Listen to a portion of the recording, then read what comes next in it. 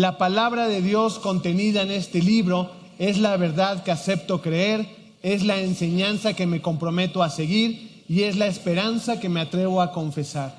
Nada me impide recibirla, nadie me evitará que la haga parte de mi vida y por ningún motivo dejaré de proclamarla. Estoy aquí para leerla, oírla y vivirla diariamente. Amén. Señor, gracias, Padre, te damos porque has puesto en nosotros el querer como el hacer por tu buena voluntad. Gracias porque estamos aquí dispuestos con el anhelo, el hambre de adorarte, de alabarte, pero también de recibir de ti, Señor, reconociendo humildemente que te necesitamos, Padre, y que necesitamos tu dirección. Por eso te ruego, Padre, que a través de tu Espíritu Santo tú hables a la vida de cada uno de nosotros. No permitas que nada estorbe a que tu mensaje sea entregado, ni siquiera aquel que tiene el privilegio de compartirlo. Que en esta mañana sea predicada tu palabra en tu poder y para tu gloria. En el nombre de Cristo Jesús, amén. Muy bien, hermanos, hemos estado, y digo hemos porque los pastores de la red, ¿verdad? Estamos alineados en los textos que estamos compartiendo, en los libros, y ya estamos a punto de terminar los profetas menores. En esta mañana nos toca estudiar al profeta Zacarías. Así que, bueno, antes de iniciar, tenemos un video para introducirnos en la historia, en el contexto general, y así ya entrarle a lo que vamos a meditar esta mañana, hermanos. El libro del profeta Zacarías. El libro se desarrolla después del regreso a Jerusalén de los exiliados de Babilonia. Y se nos dice en el libro de Esdras que Zacarías y Ageo retaron y motivaron juntos al pueblo para que reconstruyeran el templo y para que buscaran el cumplimiento de las promesas de Dios. Ahora, mucho tiempo atrás, el profeta Jeremías había dicho que el exilio de Israel duraría 70 años y que después Dios restauraría su presencia en un nuevo templo y traería su reino y el gobierno del Mesías sobre todas las naciones. Las fechas al principio del libro nos dicen que esos 70 años están por terminar, pero la vida allá en la tierra era dura y parecía que ninguna de esas promesas se haría realidad. ¿Por qué? El libro de Zacarías ofrece una explicación y tiene un diseño bastante claro. Tiene una introducción que sienta la base para una amplia colección de las visiones en sueños de Zacarías. Eso concluye con los capítulos 7 y 8. Y a esto le siguen otras 2 amplias colecciones de poesía y profecía. Empecemos y veamos cómo funciona el libro. Comienza con el reto de Zacarías a su generación para volverse a Dios y no ser como sus antepasados, quienes se rebelaron y se negaron a escuchar a los profetas anteriores, lo cual les llevó al exilio. Así que ahora, los exiliados que regresaron responden a Zacarías de manera positiva. Ellos se arrepienten y se humillan delante de Dios, o al menos eso parece. La siguiente gran sección es una colección de 8 visiones nocturnas que Zacarías experimentó, y solo para prepararte, están llenas de imágenes muy extrañas e inusuales, muy parecidas a tus sueños. La idea de que Dios se comunica con las personas a través de sueños simbólicos es muy antigua. Se remonta al libro de Génesis, los sueños de Jacob o de José o de Faraón. Estos sueños le dieron significado a lo que estaba pasando en su tiempo, pero también dieron una ventana para el futuro. Así que ahora, Zacarías tiene sus propios sueños, y ellos han sido ordenados en un diseño simétrico realmente genial. La primera y la última visión trata cada una acerca de 4 jinetes. Son como guardias patrullando el mundo en nombre de Dios, y es una representación de la mirada atenta de Dios sobre las naciones. El reporte es que el mundo está en paz, y en los días de Zacarías, esto se refiere a cómo Dios levantó a Persia para conquistar a Babilonia y traer paz. Así que surge una pregunta. Los 70 años del exilio de Israel casi terminan. ¿Es ahora el tiempo del reino mesiánico en Jerusalén? Y Dios responde que está determinado a cumplir esas promesas, pero Él deja el asunto del tiempo sin respuesta. La segunda y la séptima visión están emparejadas porque ambas son reflexiones sobre el pecado pasado de Israel que les llevó al exilio. La segunda visión es acerca de estos cuernos que simbolizan las naciones que atacaron y dispersaron a Israel, Asiria y Babilonia. Pero luego, estos cuernos o imperios son dispersados por un grupo de artesanos, una imagen de Persia. El séptimo sueño es acerca de una mujer en una canasta, y se nos dice que es un símbolo de los siglos de la rebelión de Israel al pacto. Y luego esta mujer es llevada a Babilonia por otra mujer que se lleva la canasta volando con alas de cigüeña. Es muy extraño. Las visiones tercera y sexta están emparejadas, ya que ambas son acerca de la reconstrucción de la Nueva Jerusalén. Un hombre está midiendo la ciudad. Es una imagen de la promesa de Dios de que Jerusalén será reconstruida y se convertirá en una luz a las naciones, quienes se unirán al pueblo de Dios en adoración. Y luego el sexto sueño es acerca de un rollo que vuela alrededor de la Nueva Jerusalén, castigando a los ladrones y a los mentirosos. La idea es que la Nueva Jerusalén es un lugar que ha sido purificado del pecado por medio de las Escrituras. Las visiones cuarta y quinta están en el centro de esta colección y tratan sobre dos líderes clave de entre los exiliados que regresaron: Josué, el sumo sacerdote, y luego Zorobabel, el descendiente real de David. Josué había estado llevando simbólicamente el pecado de Israel en la forma de ropa sucia, pero luego estas son quitadas y le es dada ropa nueva y un nuevo turbante, un símbolo de la gracia y el perdón de Dios. Y luego un ángel le dice a Josué que si permanece fiel a Dios, él guiará a su pueblo, y Josué se convertirá en un símbolo del rey mesiánico futuro. La otra visión trata de dos árboles de olivo que proveen aceite para una elaborada lámpara de oro, la cual es un símbolo de la mirada atenta de Dios sobre su pueblo. Y estos dos árboles simbolizan los dos líderes ungidos, Josué y Zorobabel, quienes están dirigiendo los esfuerzos para reconstruir el templo. Y Dios dice que el éxito no vendrá a este nuevo templo si es solo el resultado de maniobras políticas. Más bien, estos dos líderes deben depender de la obra del Espíritu de Dios. Las visiones terminan con una visión extra del profeta y retoma los temas de las visiones centrales cuarta y quinta. Es Josué otra vez el sumo sacerdote. Le es dada una corona, la cual es presentada como un símbolo del Mesías futuro, quien también será un sacerdote sobre el reino de Dios. Y luego Zacarías concluye todo, diciendo que todas estas visiones serán cumplidas solo si la presente generación es fiel a Dios y obedece los términos del pacto. Así que estas tres visiones enfatizan cómo la venida del reino mesiánico está condicionada a que esta generación sea fiel a Dios, lo que lleva a la conclusión de los sueños, otro reto de Zacarías. Y un grupo de israelitas vienen y han estado lamentando la destrucción del templo anterior durante casi 70 años. Y ellos le preguntan, ¿es tiempo de dejar de lamentarnos? Quiero decir, ¿vendrá pronto el reino de Dios? Y Zacarías de nuevo les recuerda cómo sus antepasados rechazaron el llamado de Dios a través de los profetas, y esto es lo que les llevó al exilio. Así que él los reta también. Él dice, esta generación verá el reino mesiánico solo si buscan la justicia y la paz y si permanecen fieles al pacto. Así que, en otras palabras, Zacarías le da una vuelta a su pregunta. Él cuestiona, ¿van a convertirse en la clase de pueblo que está listo para recibir y participar en el reino venidero de Dios? Y esa pregunta queda volando. El pueblo no responde y el libro simplemente continúa. Y así llegamos a las secciones finales, que son muy diferentes a los capítulos del 1 al 8. Cada sección es un collage caleidoscópico de poemas e imágenes acerca del futuro reino mesiánico. La primera, los capítulos del 9 al 11, describen la venida del rey mesiánico humilde, quien está montando un burro hacia la Nueva Jerusalén para establecer el reino de Dios sobre las naciones. Pero luego, de repente, este rey es simbolizado como un pastor sobre el rebaño de Israel. Y luego, él es rechazado, primero por su propio pueblo, pero también por sus líderes, que también son simbolizados como pastores. Así que Dios entrega a Israel a estos pastores corruptos, y esto hace que surja la pregunta, ¿el rechazo de Dios a Israel y a su rey durará para siempre? Y la sección final, los capítulos del 12 al 14, dicen que no. Es otro mosaico de poemas e imágenes acerca del futuro reino mesiánico. Y ellos ilustran la Nueva Jerusalén como un lugar donde la justicia de Dios finalmente confrontará y derrotará la maldad entre las naciones. Es muy similar a los mismos temas en el profeta Joel o Ezequiel. Pero luego, Dios también confrontará la rebelión en los corazones de su propio pueblo. Él dice que derramará su espíritu sobre ellos para que puedan arrepentirse y lamentar el hecho de que se han rebelado y que han rechazado a su pastor mesiánico. El capítulo final concluye con una nueva Jerusalén como el punto de reunión para todas las naciones. Y luego, esta ciudad se convierte en un nuevo jardín del Edén.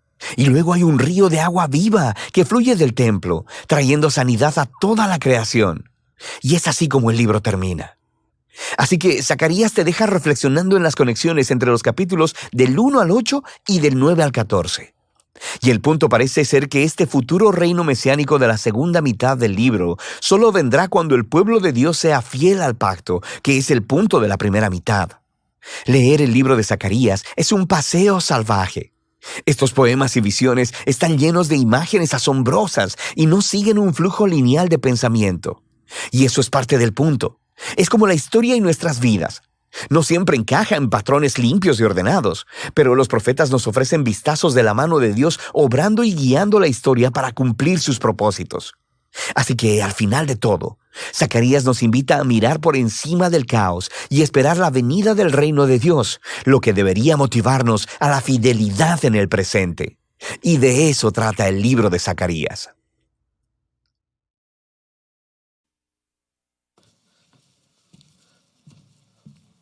Muy bien. Pues hermanos, vamos a estudiar el libro de Zacarías. Está más o menos en el mismo contexto de lo que estudiamos la semana pasada. ¿Se acuerdan? El profeta Ageo, el cual motivaba al pueblo y le invitaba a consumar su adoración a Dios, su obediencia a Dios de una manera muy práctica, que era a través de la reconstrucción del templo. Y recuerden que esa reconstrucción se debe de dar porque los judíos, ese remanente de Dios que está regresando a Jerusalén después de los 70 años de exilio en Babilonia, ellos esperaban llegar y encontrarse con ese reino restaurado, mesiánico. Ellos querían ver de nuevo la gloria de Jerusalén y la gloria de Dios en medio de su pueblo, pero cuando ellos llegan, lo que están encontrando es una ciudad destruida, murallas colapsadas, un templo destruido, toda la ciudad en ruinas. Imagínense 70 años de abandono, 70 años de saqueo. Es una desgracia. Así que de cierta manera pudiéramos imaginar que ellos están llegando con una especie de decepción. Esperaban ver la restauración de Dios, pero lo que están encontrando es una ciudad en ruinas y su vida en ruinas en muchos sentidos.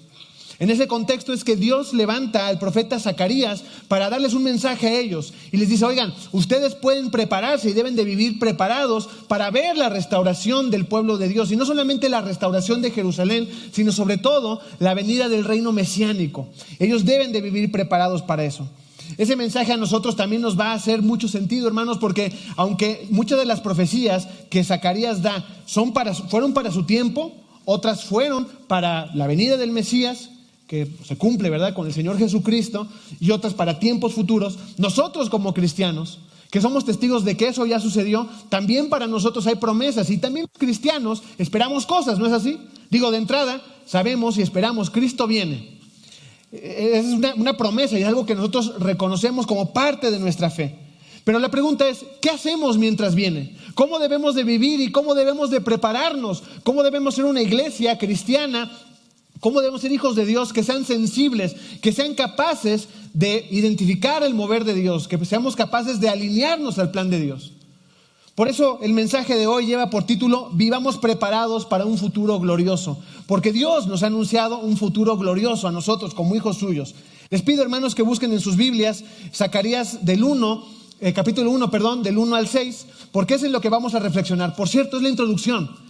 Es lo que Zacarías tiene a manera de introducción antes de dar un montón de profecías que son, pues, así como literatura apocalíptica, simbólica, llena de mensajes que tienen que ver con el futuro y con la esperanza del Mesías. Pero antes de eso nos va a dar una serie de principios como para preparar a todas las profecías que vienen más adelante. Y nosotros vamos a utilizar esa introducción del profeta Zacarías para aprender esta mañana 3 enseñanzas que tienen que ver con nosotros y con cómo debemos de abordar la vida y la historia de tal manera que estemos preparados, hermanos, para un futuro glorioso.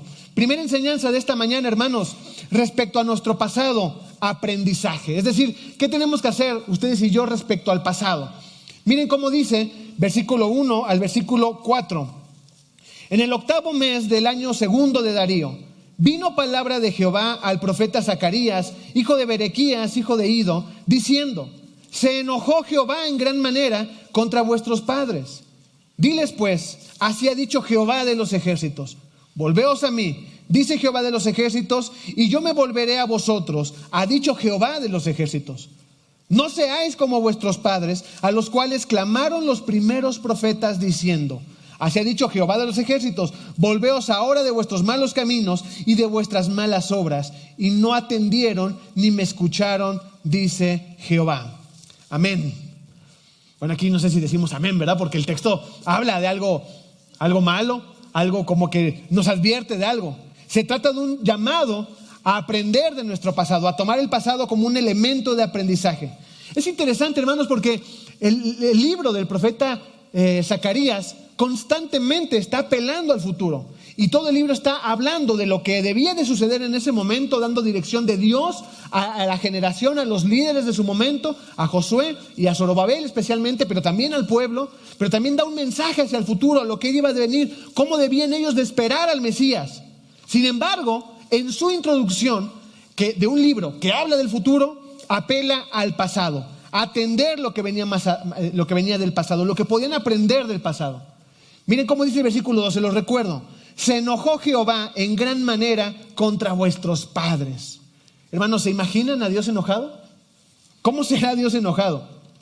Tenemos como parte de nuestra cultura cristiana, evangélica, bueno, no sé, a lo mejor no están de acuerdo conmigo, pero a lo mejor muchos de nosotros venimos de un contexto, ¿no?, de la iglesia tradicional aquí en México, y donde regularmente se enseña un Dios enojado, un Dios que castiga, que te está ahí vigilando, a ver, apuntándote tus pecaditos, ¿verdad? Haciéndote una lista para decir: esta me la va a pagar. Y así como que nosotros tenemos una especie de enseñanza que busca contrastar o que busca complementar. Entonces, como cristianos, siempre decimos, cuando alguien nos dice: es que Dios está enojado, Dios castiga, ¿qué decimos ustedes y yo? No, Dios es un Dios de amor, es un Dios de gracia, es un Dios de perdón, es un Dios de restauración.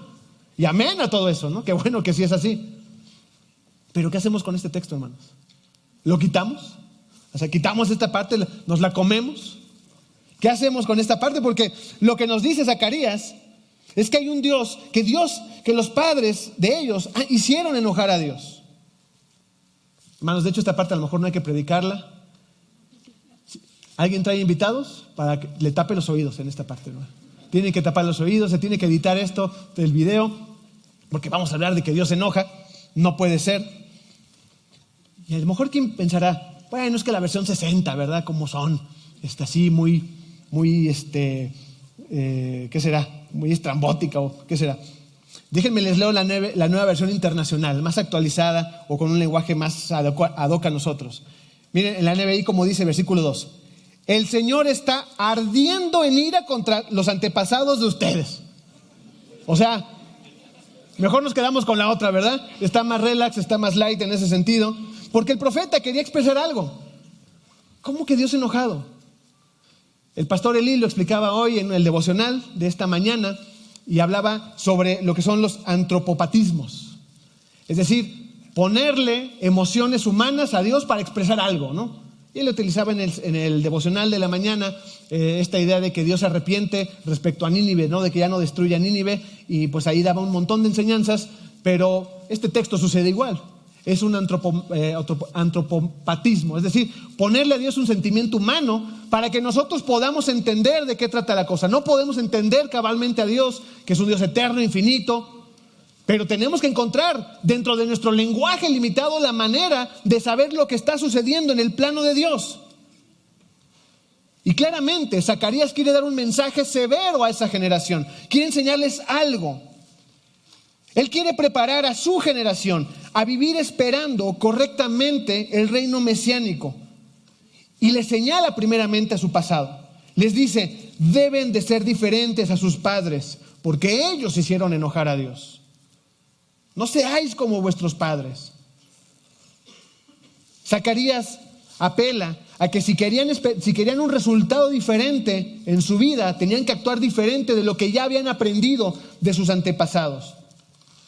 Sus padres actuaron de tal manera respecto a ignorar a Dios, a no atender las demandas de Dios, a no responderle a Dios de la manera correcta, que de cierta manera la única alternativa que tuvieron fue la disciplina de Dios. Zacarías quiere explicarle a ellos: oigan, la razón de por qué Jerusalén está así es porque nuestros antepasados, sus padres, ignoraron a Dios. ¿Ustedes quieren ver el reino mesiánico? ¿Quieren ver la gloria de Dios manifestándose en medio de ustedes? Bueno, de entrada, no sean como sus padres. Aprendan del pasado, aprendan de la historia. Sus padres lo provocaron. A veces actuamos así, ¿no? Provocando a Dios, pareciera ser. Yo tengo una hija pequeña, hermanos, tiene 4 años. Y ustedes saben que a esa edad son como gremlins. Hacen cosas tremendas, se suben a lugares que no deben. Uno tiene que estar protegiendo que no se maten, ¿verdad? Porque pues no tienen esa conciencia, son tremendos. Y pues mi hija también sí es bastante tremenda, la verdad. Y de repente me pasa que le digo que no haga cosas. Le digo, oye, no hagas eso. Pero cosas así muy prácticas, por ejemplo, de repente va a agarrar un vaso que claramente puede tirar y claramente puede romper y a lo mejor lastimarse. Y oye, Julieta, no agarres ese vaso. ¿Y saben lo que hacen, hermanos? No nada más lo hace, se me queda viendo y lentamente, mientras me sigue viendo, agarra el vaso. Como diciendo, a mí no me vas a andar diciendo si agarro o no agarro el vaso. Y lo agarra. Entonces yo como papá, ¿qué hago? Es como, oye, me orillas a tener que regañarte, ¿no? Por supuesto, pues a uno tiene que enseñarle con amor y demás. Pero de repente actuamos así con Dios. Dios nos enseña claramente las cosas que no debemos de hacer y las hacemos. Dios tuvo que actuar ante los errores dentro de su pueblo. Y ahora Zacarías le dice a su generación, nosotros tenemos una ventaja respecto a ellos. Conocemos la historia, vimos lo que hicieron y vimos las consecuencias. Y ahora nosotros estamos llamados a no hacer lo mismo.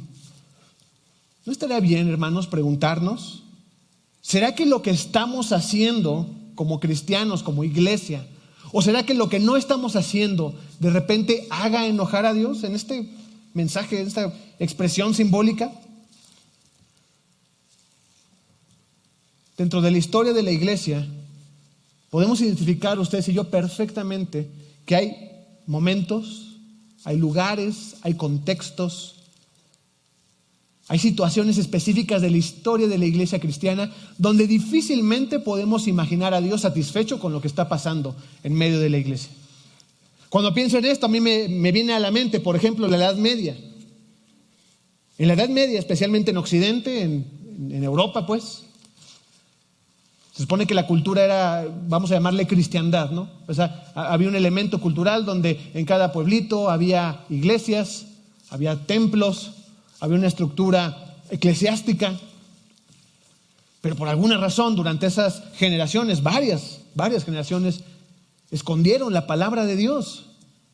¿A qué me refiero? Ustedes saben, predicaban en latín, se enseñaba en latín. ¿Y quién hablaba en latín? Pues nadie, solamente el clero. Entonces nadie entendía nada.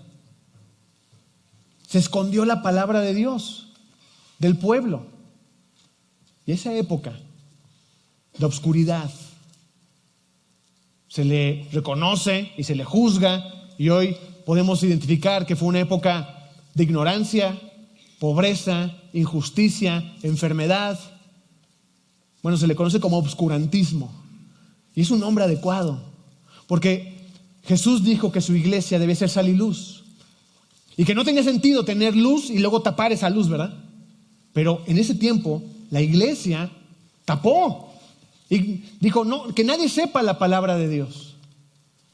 Vemos al pasado y de repente debemos de preguntarnos, ¿no estaremos haciendo lo mismo? Por supuesto, en nuestro contexto cristiano, moderno, no se predica en latín. Pero ¿no es verdad que hay iglesias que han sacado a la palabra de Dios del centro de la vida? ¿No es verdad que hay comunidades grandes, amplias, donde el centro es otra cosa? Donde la enseñanza está más enfocada pues en las emociones, donde la enseñanza está más enfocada en la superación personal, en el humanismo, en el éxito, donde vienes y te congregas cada domingo para aprender a ser un hombre o una mujer exitosa bajo los parámetros de éxito del mundo, por supuesto, y donde el centro es otra cosa. Se menciona por ahí la palabra de Dios. Deberíamos de poder aprender de la historia y poder juzgar y decir, oigan, cuando la iglesia saca del centro a la palabra de Dios, los resultados no son buenos. Es ahí donde este texto, esta enseñanza de Zacarías nos debe de hacer un enorme sentido. No sean como vuestros padres. Uno de los héroes que tengo de la historia cristiana es Dietrich Bonhoeffer. Probablemente muchos de ustedes lo conocen. Dietrich Bonhoeffer fue un pastor luterano y él vivió en la Alemania de los años 30, cuando en Europa estaban creciendo el pensamiento y la política fascista, una política nacionalista, xenofóbica, racista. Y esto vino creciendo poco a poco. Y personas como Dietrich Bonhoeffer levantaban la voz en sus escritos, en sus mensajes, tiene libros. Y él decía, oigan, tenemos que hacer algo. No puede ser que como cristianos no nos preocupe lo que está sucediendo. No puede ser que seamos pasivos ante lo que está pasando en medio de nosotros. Y fue bastante crítico. Fue bastante crítico cuando mucha gente estaba cómoda. Y me refiero a gente, a cristianos, a iglesias. Eso derivó en Alemania, en la Alemania nazi, pues, para decirlo claramente. En un momento de la historia igual de oscuro, igual de tremendo. En un momento donde se recuerda, ¿verdad?, por sus atrocidades. Digo, la verdad es que la guerra y la violencia lamentablemente ha sido parte de la historia humana siempre, pero oigan, los nazis tecnificaron la muerte, industrializaron el proceso de asesinato. O sea, están en otro nivel, ¿no? Provocando muertes tecnificadamente. Horrible. Por supuesto, Dietrich Bonhoeffer decían, oigan, esto no puede ser que no levantemos la voz, no puede ser que no seamos la sal de la tierra ante estas situaciones. Y entonces nosotros podemos ver a esa generación y al pasado y a lo mejor sonar muy críticos y decir, mira, estos cristianos alemanes de los años 30 no hicieron más. Pero ¿saben qué? En nuestra época, los abortos matan más gente que la Segunda Guerra Mundial. Igual, tecnificado, industrializado, utilizando la ciencia y el conocimiento a favor de la muerte. Por lo menos las víctimas del nazismo tenían opción de correr y escapar. Pero un bebé en el vientre no puede escapar de su verdugo. ¿Por qué digo esto, hermanos? Debemos aprender de nuestro pasado. Debemos casi que arrepentirnos en nombre del pasado. Tendríamos que voltear hacia atrás y responderle a Zacarías cuando él nos dice, no sean como vuestros padres, no sean como ellos. Hermanos, el pasado nos grita y deberíamos ser capaces de escucharlo, de poner atención en él y de que nos haga reflexionar, de que por lo menos nos incomode y que nos haga cuestionarnos nuestro presente para saber qué nos toca hacer, qué quiere Dios que hagamos, qué clase de cristianos desea Dios que seamos en medio de un mundo donde suceden cosas atroces. ¿Estamos listos para que Dios nos use y se manifieste a través de nosotros? ¿Estamos preparados en la primera línea para ver el reino de Dios venir y expandirse? ¿Estamos actuando mejor que nuestros padres? Es la pregunta que nos deja Zacarías como primera enseñanza. Segunda enseñanza, hermanos, respecto a nuestro presente, urgencia. ¿Qué tenemos que hacer respecto a nuestro presente? Urgencia. Y les voy a leer solamente el versículo 5. Dice, vuestros padres, ¿dónde están? Y los profetas, ¿han de vivir para siempre? Este pasaje se me hace muy sentido, se me hace muy cargado, hermanos, porque la verdad yo al leerlo y al ver todo el contexto del libro y la intención del profeta Zacarías, lo que me deja ver a mí es casi angustia de Zacarías de transmitir un sentido de urgencia a su generación. Cuando les dice, ¿sus padres dónde están? Esos que ignoraron la voz de Dios, ¿dónde están? Se les fue la vida ignorando a Dios. Se les fue la historia ignorando a Dios. ¿Y los profetas han de vivir para siempre? ¿Estamos confiados en que siempre habrá quien venga en nombre de Dios a exhortarnos? Por la razón que sea, las generaciones pasadas, a las cuales apela el profeta Zacarías, ignoraron al Señor. No hicieron algo. La vida es corta y las oportunidades para responderle a Dios, hermanos, hay que tomarlas. Hay que tomar esas oportunidades. Cuando Dios nos desafía hay que decirle que sí. La oportunidad de ser los cristianos que Dios nos pide que seamos, se va de entre nuestras manos como agua corriente, si no tomamos la decisión ahora mismo. Zacarías quería infundir un sentido de urgencia entre su generación. Quería que estuvieran preparados para ver el reino mesiánico, pero esto implicaba ser fieles a Dios en ese momento, en ese instante, y no estar esperando como las pasadas generaciones, a las cuales Dios también les anunció su venida y el reino mesiánico. Ellos esperaban a futuro, pero en su presente no hicieron lo que tenían que hacer para estar preparados. Aquí en Oreb, el Paz, y como iglesia han estado, ¿verdad?, reflexionando y utilizando la idea, si hay prisa, ¿no es así? Si hay prisa. A mí me parece que de eso habla el profeta Zacarías, de que si hay prisa. Y no solamente hay prisa, es urgente. El día es hoy, hermanos. El tiempo es ahora.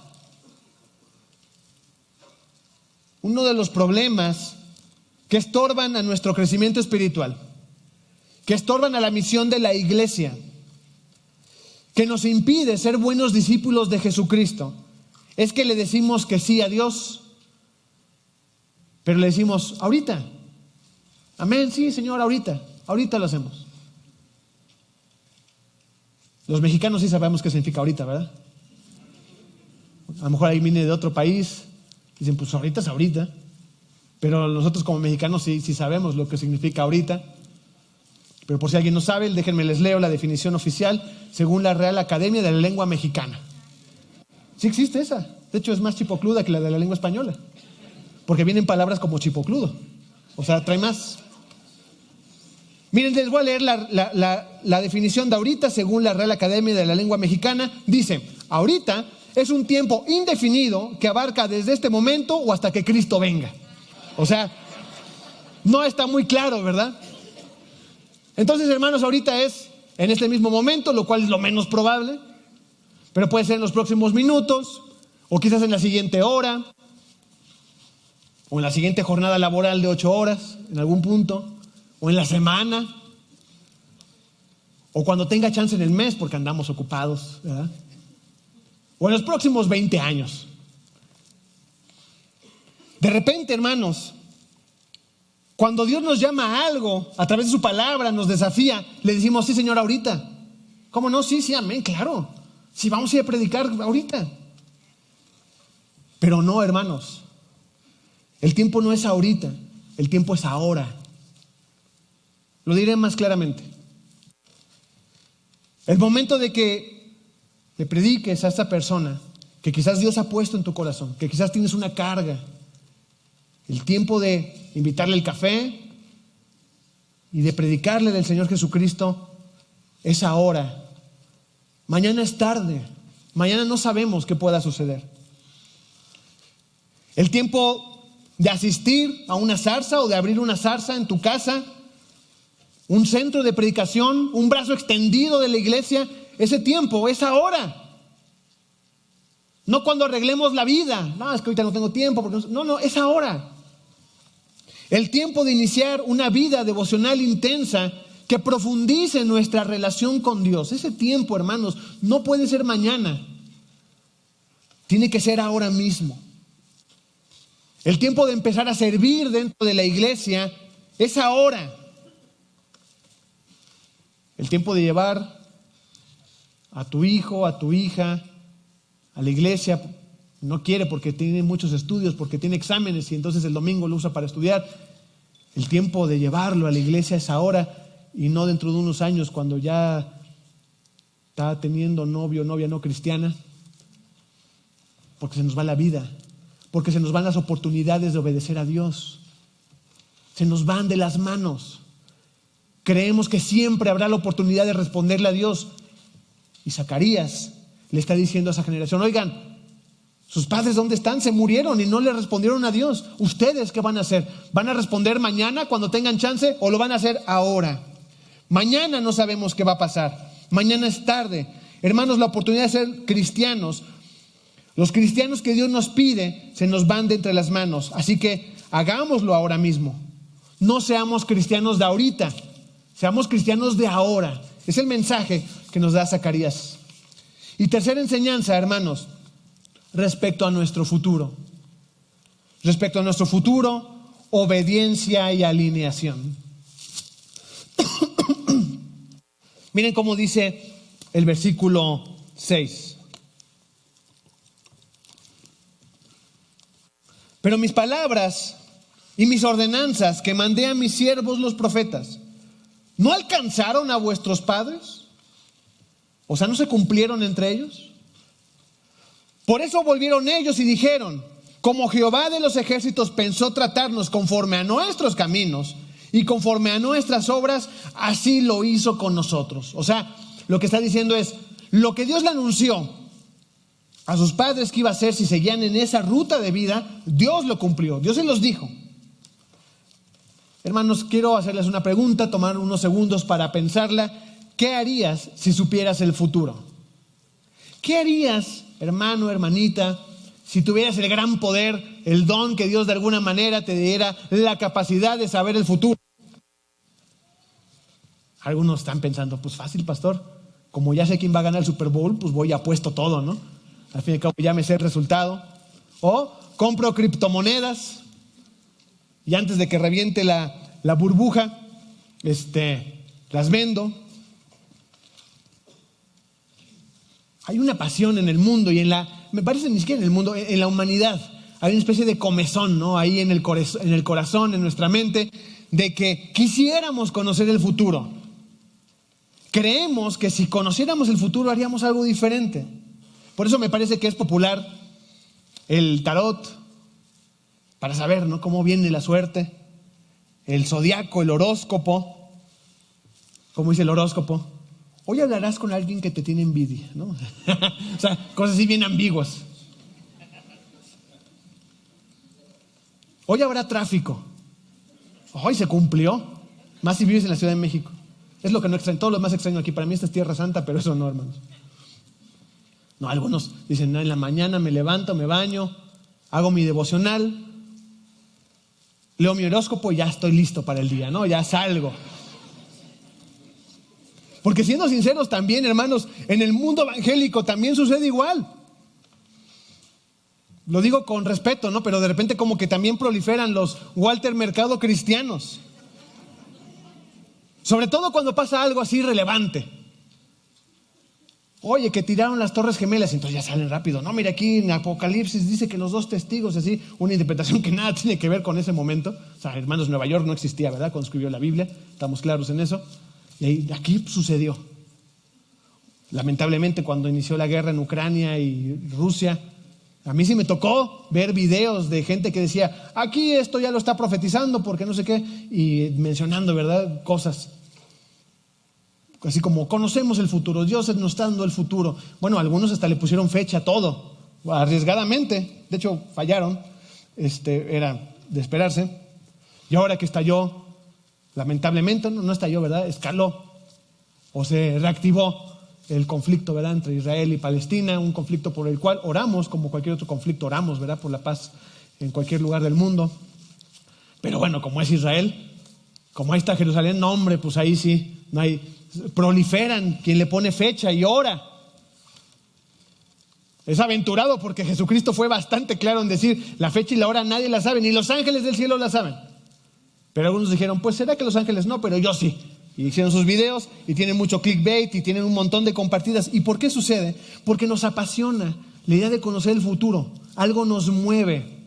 Nos encanta la idea de que podemos adivinar el futuro. ¿Por qué? Déjenme regresar a la pregunta original. ¿Qué harías, hermano, hermana, si por alguna razón tú conocieras el futuro? ¿Harías algo distinto el día de hoy? Si supieras lo que va a suceder mañana, más adelante, ¿harías algo diferente? ¿Harías algún cambio en tu vida? Zacarías les recuerda algo a los judíos de su generación. ¿No alcanzaron las palabras de Jehová vuestros padres? Las palabras de Dios ¿no se cumplieron con sus padres? O sea, Dios les anunció a las generaciones pasadas que si seguían por los malos caminos, que si no se arrepentían de todo corazón, que si no volvían su corazón al Señor, Dios los iba a juzgar. O sea, conocían el futuro, pero no hicieron nada. Esto es muy importante que Zacarías lo mencione en su introducción, porque es como si él dijera, ¿qué creen? Yo les voy a anunciar también cosas que han de venir. Dios me ha revelado milagrosamente que su reino mesiánico va a venir. Es un mensaje de esperanza. Pero ¿qué van a hacer con este conocimiento? Porque sus padres supieron el futuro. Las promesas de Dios, el juicio de Dios los alcanzó y no hicieron nada. La pregunta que hace Zacarías a su generación es, ¿ustedes qué van a hacer con esto que yo les voy a enseñar? Porque el mensaje de Zacarías es un mensaje de esperanza, un mensaje de victoria de parte de Dios, un mensaje donde ellos estaban llamados a alinearse a ese plan de Dios. Déjenme les leo algunas de las profecías que tiene Zacarías. Son solamente algunas porque la verdad es que el libro de Zacarías está lleno. Es un montón de profecías mesiánicas. Pero les leo algunas de ellas. Zacarías 1:17.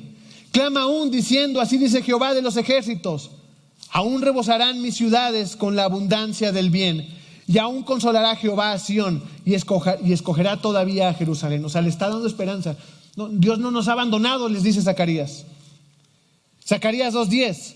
Canta y alégrate, hija de Sión, porque he aquí vengo y moraré en medio de ti, ha dicho Jehová. Está hablando, ¿verdad?, de la venida del Mesías, de Cristo. Zacarías 3:8. Escucha ahora, Josué, sumo sacerdote, tú y tus compañeros que se sientan ante ti, que son hombres de presagio, pues he aquí, yo voy a traer a mi siervo el renuevo. Renuevo con R mayúscula porque está hablando del Mesías. Zacarías 6:12. Y háblale diciendo, así dice el Señor de los ejércitos, he aquí un hombre cuyo nombre es renuevo, porque él brotará del lugar donde está y reedificará el templo del Señor. Zacarías 9:9. Regocíjate sobremanera, hija de Sión, da voces de júbilo, hija de Jerusalén. He aquí tu rey viene a ti, justo y dotado de salvación, humilde, montado en un asno, en un pollino, hijo de asna. Por supuesto, ¿verdad? Está hablando de la entrada triunfal del Señor Jesucristo a Jerusalén. Zacarías 12:10. Y derramaré sobre la casa de David y sobre los habitantes de Jerusalén el espíritu de gracia y de súplica, y me mirarán a mí, a quien han traspasado, y se lamentarán por él, como quien se lamenta por un hijo único, y llorarán por él, como se llora por un primogénito. Y así podríamos seguir. Zacarías les está anunciando, les está dando señales del tiempo mesiánico. Dios anuncia un futuro de gloria, de esperanza, de gracia, de un reino restaurado, de un reino de paz, de un reino que se expandería por todas las naciones. Pero ellos debían estar preparados. Ellos no vieron ese reino cumplido, aunque sí vieron el inicio de la restauración de Jerusalén. Sí vieron el inicio de la restauración de lo que Dios estaba haciendo en medio de la historia de la humanidad. Pero algunas generaciones después, ese remanente, esos judíos atentos al futuro, esos judíos alineados al plan de Dios, esos judíos que esperaban al Mesías, ellos, los que tenían este corazón alineado a las promesas de Dios, son los mismos que nosotros podemos leer en los evangelios, que veían a Jesucristo y que decían, wow, este enseña como quien tiene autoridad. Y son los mismos que veían a Cristo y veían sus milagros y decían, ¿eres tú el Mesías? Estos que les daba, les encendía el corazón las palabras de Cristo, porque lo estaban esperando. Porque había judíos sensibles, porque había judíos que estaban viviendo conforme a la voluntad de Dios en el sentido de esperar y de estar atentos a las señales para poder reconocer a Cristo. Hermanos, por supuesto, yo no sé cuándo Cristo viene, pero sé que viene. Quizás sean 1000 años, o quizás ni siquiera terminemos este culto y este sermón y Cristo venga, ¿verdad? Pero sí conocemos el final de la historia. sí conocemos cómo acaba la historia de la humanidad. O sea, Dios a nosotros sí nos ha revelado algo del futuro. Nos ha hablado de su victoria. Nos ha hablado de cómo derrota al mal y a la maldad y de cómo lo hará definitivamente. Y la pregunta es como ellos, ¿vamos a alinearnos a eso que sabemos? ¿Vamos a cambiar algo en nuestras vidas? Deberíamos alinearnos al futuro anunciado y glorioso que tiene Dios. Yo les propongo lo siguiente: no amemos al mundo, hermanos. Sabemos que será vencido. Conocemos el final de la historia. Este mundo será vencido. Mejor amemos a Dios, porque sabemos que Él tiene la victoria.